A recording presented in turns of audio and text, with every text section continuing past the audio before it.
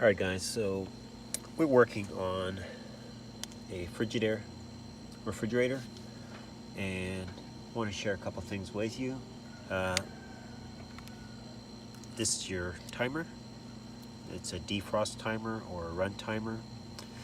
This is a part that sends power to the compressor and also makes the unit go into defrost. Okay, so if you have a frozen coil or if the fridge is not coming on, this is a component you should check. It's going to be in a housing like this inside the refrigerator, and I'll show you where it's mounted. You have two Phillips screws, and it sits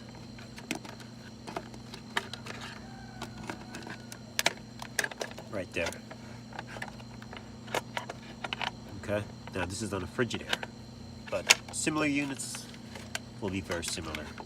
And sometimes you can actually take a screwdriver, okay, and turn it manually, because sometimes they go into defrost or sometimes they just malfunction, and you can just turn them. Turn it clockwise, never counterclockwise, always clockwise, like this. And you hear the click. So we're going to check this one. So I think it's 4 and 2 for run. Okay. Yep. So right now the fridge is running on 4 and 1. So I'm going to put it to defrost. Right now it's in defrost. There we go. Okay, and that's defrost. So as you can see, 1 and 2, that's defrost. And you turn it again.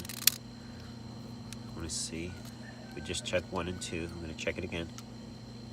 Okay, nothing. But if we go to 4, 1 and 4, okay, so we get a beep. So we're still on 1 and 4. I'm going to turn it again. That's run.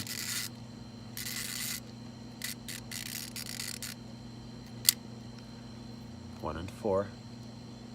We shouldn't have anything. Okay? So this is a good unit.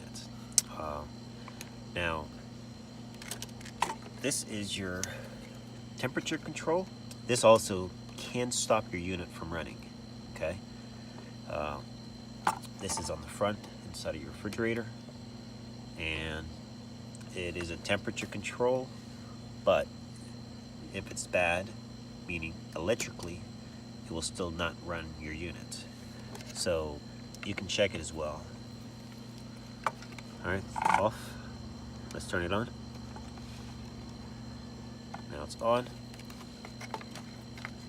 We should have continuity. Okay, so this is also good. So if you checked all those and you still have nothing, you want to go back to the compressor area and you want to check this guy. This is your start relay. Yours may look different, and you can put your pin in each and you should hear a beep. If no beep, or you shake it and it's rattle, replace it. It's going to look similar to that, or I don't have the other style. Now, if you turn this on and it's still not beeping, you can cut a piece of wire. This is only for testing purposes now, and you can cut a small piece of wire and do a bypass in there and in there. Make sure though that power is off, then plug it back in. And if this is a problem, you will hear the fridge turning on. It will come on. If it's an emergency, you need to keep the fridge, you can do it. Just remember, after about 7 or 8 hours, remove it so the fridge can actually relax don't leave it on. But I don't recommend it. Try and replace it as soon as possible. But you can do it to get by. Another thing that can keep your fridge hot or warm is your light switch. He lives right here.